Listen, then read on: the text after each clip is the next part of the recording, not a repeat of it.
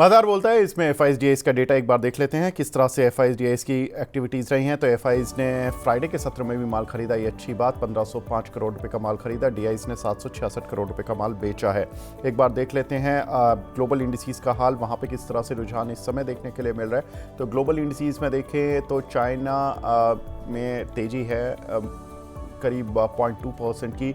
डाउ फ्राइडे को करीब 1% बढ़कर बंद हुआ था। हैंसेंग में मामूली गिरावट है, लेकिन निकाई और कोस्पी यहाँ पर अच्छी बढ़त देखने के लिए मिल रही है, करीब 1% की। एक बार देख लेते हैं टॉप गेनर्स और लूजर्स कौन से काउंटर हैं जो कि आज के मार्केट में अच्छी स्ट्रेंथ दिखा रहे हैं। तो अच्छी स्ट्रेंथ दिखाने वाले काउंटर में एपीएल लिमिटेड करीब 10.5%, आरटीएन पावर 8%, आवास फाइनेंशियल करीब 6%, आईटीडी सीमेंटेशन और आरटीएन इंडिया इन दोनों में ही करीब 4.5 से 5% का उछाल देखने के लिए मिल रहा है। एक बार देख लेते हैं टॉप लूजर्स कौन से काउंटर हैं।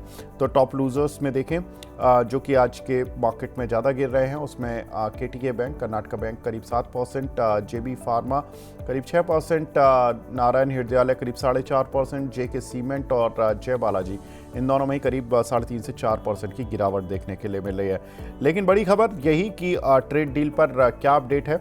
तो भारत अमेरिकी ट्रेड डील जल्द हो जाएगी, ऐसा डोनाल्ड ट्रंप का मानना है।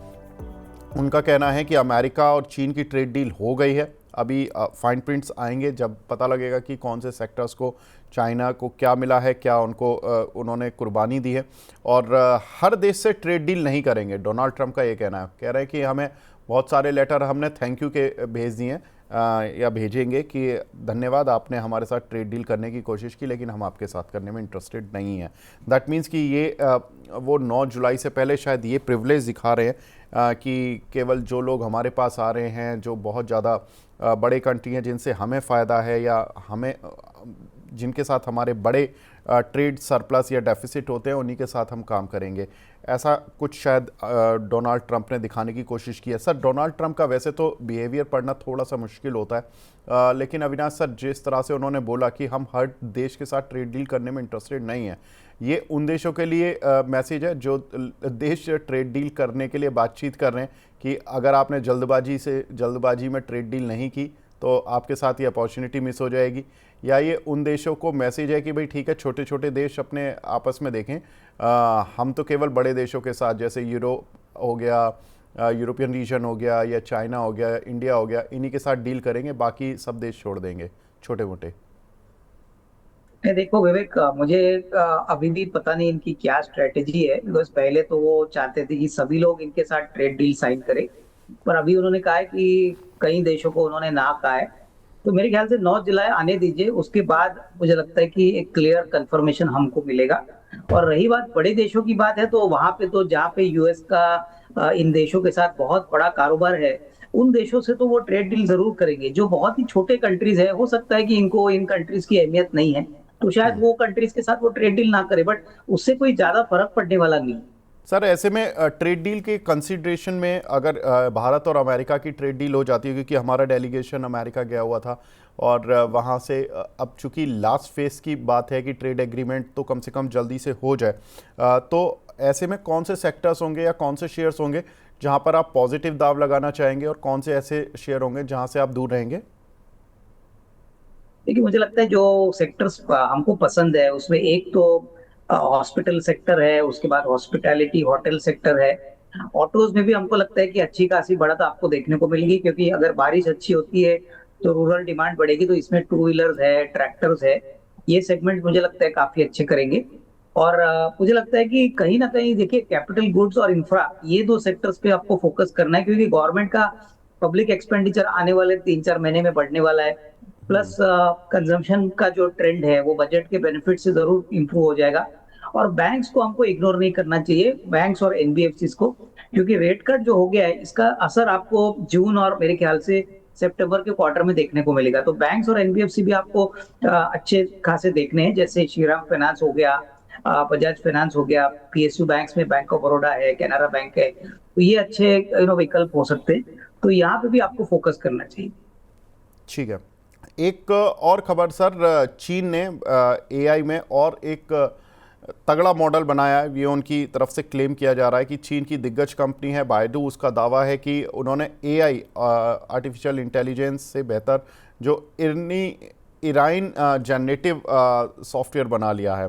और जानकारों के अनुसार चीन अब आर्टिफिशियल इंटेलिजेंस का एक लीडर बन जाएगा। चैट जीपीटी से भी बेहतर ये जनरेटिव मॉडल होगा, एनाइन जनरेटिव। सर कैसे देख रहे हैं, मतलब चीन जिस तरह से आईटी में अपनी पकड़ मजबूत करता जा रहा है, इससे भारतीय आईटी कंपनियों को अवसर मिलेंगे या इनसे अवसर छिनेंगे, खासतौर से जो कंपनियां एआई में काम कर रही हैं? फॉर एग्जांपल टाटा एलेक्साई हो गया, कैल्टन हो गया, पर्सिस्टेंट, इन्फोसिस, साइंट, विप्रो, ये मेजरली मतलब ये अच्छा काम कर रही हैं, बाकी काम तो सारी आईटी कंपनीज कर रही हैं। नहीं, बेसिकली देखिए, मुझे लगता है कि इंडियन आईटी कंपनीज को फिक्र करने की कोई टेंशन नहीं होनी चाहिए, क्योंकि देखिए आईटी मार्केट बहुत बड़ा है। आईटी के जो कंपनियां हैं इंडिया की काफी वेल एस्टेब्लिश्ड है ग्लोबली।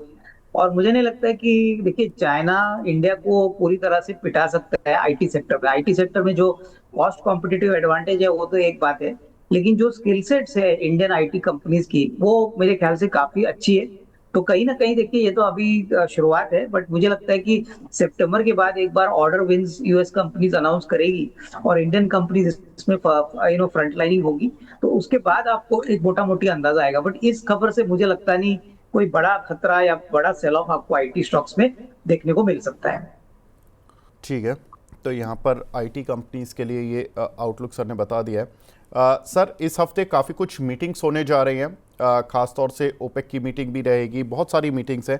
एक बार नज़र डाल लेते हैं इस हफ्ते के डेटा और मीटिंग्स पर। तो उन डेटाज में देखें तो एक तो पीएमआई का डेटा रहेगा, और एक हम देखें तो इस बार ऑटो सेल्स का डेटा कल आने वाला है, आईआईपी डेटा रहेंगे, फॉरेन एक्सचेंज डेटा रहेंगे, ओपेक की मीटिंग होगी, ट्रेड बैलेंस एक्सपोर्ट डेटा होगा, इंडिया यूएस ट्रेड टॉक्स पर जो अपडेट्स हैं वो मिलेंगे हमें। साथ ही पीएम मोदी जो कि ब्रिक्स नेशन की मीटिंग अटेंड करने जा रहे हैं, वहाँ से कुछ अपडेट्स मिल सकते हैं। अविनाश सर, इन सभी इवेंट में देखिए ओपेक की मीटिंग आई नो कि ये भी इम्पॉर्टेंट होती है और इंडिया यूएस की ट्रेड टॉक्स भी इम्पॉर्टेंट होगी।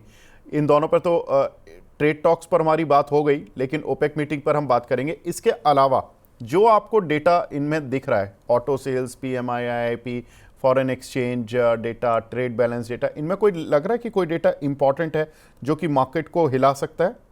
नहीं, मेरे ख्याल से देखिए जो सबसे इम्पोर्टेंट ट्रिगर पॉइंट रहेगा वो basically India US trade policy की फाइनल पॉलिसी कैसे आती है वो इम्पोर्टेंट रहेगा। और आईआईपी का डेटा तो देखिए मार्केट इतना वेटेज नहीं देगा, हालांकि ये भी इम्पोर्टेंट है। बट मेरे ख्याल से इंडिया यूएस की जो ट्रेड डील की बातें हैं वो कहाँ तक पहुंचेगी और कब फाइनल होता है, ये बहुत इंपॉर्टेंट रहेगा। ठीक है, तो इंडिया यूएस ट्रेड डील पर तो इस बार पूरे मार्केट की नज़र रहेगी, लेकिन एक और डेटा या एक और मीटिंग जहां पर कि मार्केट की नज़र रहेगी वो 6 जुलाई को होने वाली है, ओपेक की मीटिंग, जहां पर कि कच्चे तेल का उत्पादन बढ़ाए रखने पर विचार होगा।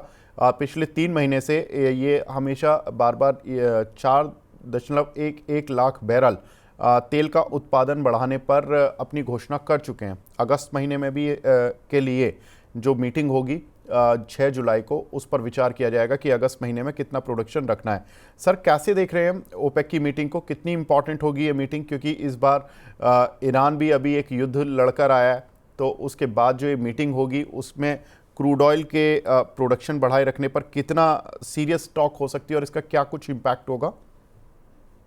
नहीं, मेरे ख्याल से देखिए ओपेक ने पिछली बार भी सप्लाई बढ़ाया था, अभी भी इनके लिए दिक्कत है कि वो ऑयल के प्राइस को स्टेबल करने के लिए ज्यादा सप्लाई मार्केट में छोड़ेंगे। और ये हमारे लिए अच्छा है, क्योंकि देखिए ऑलरेडी ईरान का वॉर होने के बाद क्रूड के प्राइसेस में काफी कटौती हो गई है। ये सप्लाई अगर बढ़ता है ओपेक का तो इसका सीधा इम्पैक्ट क्रूड के प्राइस पे आएगा, जो हमको लगता है काफी अच्छा है, क्योंकि थोड़ा सा और अगर क्रूड गिरता है तो इसके लिए इंडिया के लिए बहुत अच्छी बात रहेगी, क्योंकि देखिए हमारा सबसे बड़ा इंपोर्ट का आइटम क्रूड ऑयल है, हमारा ट्रेड डेफिसिट यहीं से बनता है। तो अगर क्रूड सस्ता होता है तो हमारे लिए एक तो रुपये के ऊपर भी प्रेशर कम होगा, दूसरा इन्फ्लेशन इंडिया में कम रहेगा।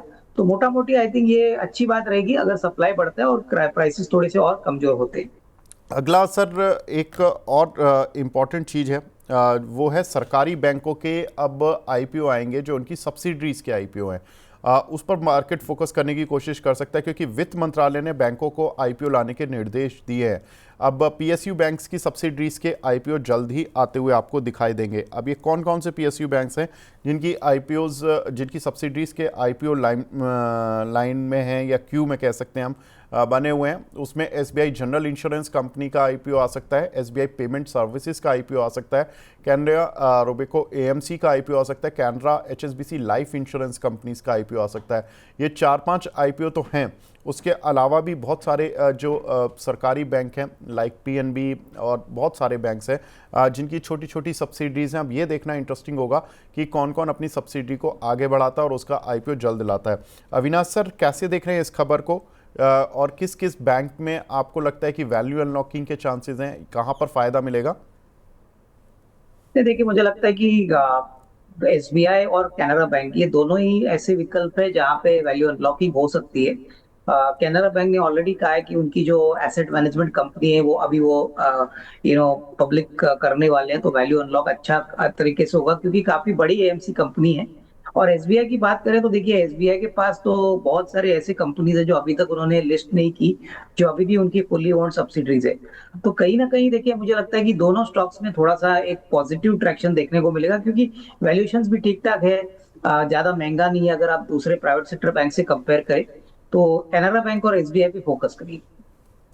कैनरा बैंक और एसबीआई पर ही इस समय मेजर फोकस कर रहे हैं क्योंकि इनकी जो आईपीओज हैं इन दोनों की सब्सिडीज़ के, वो ऑलरेडी मार्केट में बज़ है कि उनके आईपीओज आने, और कंपनियां काम भी कर रही हैं। इसीलिए आज हम देख भी रहे हैं कि दोनों ही काउंटर्स में मूव भी है।